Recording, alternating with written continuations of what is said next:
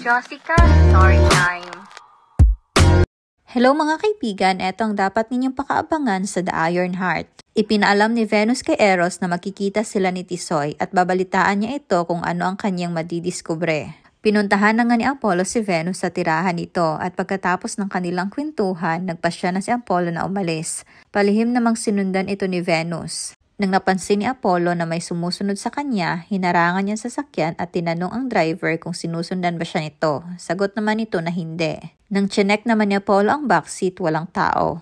Samantala nakilala na ni Venus ang pamilya ni Apollo at habang nasa bahay siya ng mga ito, palihim niyang pinicturan ang picture frame ni Apollo na kasama sina Cassandra at Leah. Sa kabilang banda naman, nakatanggap ng masamang balita si Apollo mula sa kanyang tiyahe na nawawala si Leah. At baka kinidnap na ito. Labis naman ang pag-aalala ni Apollo para sa bata.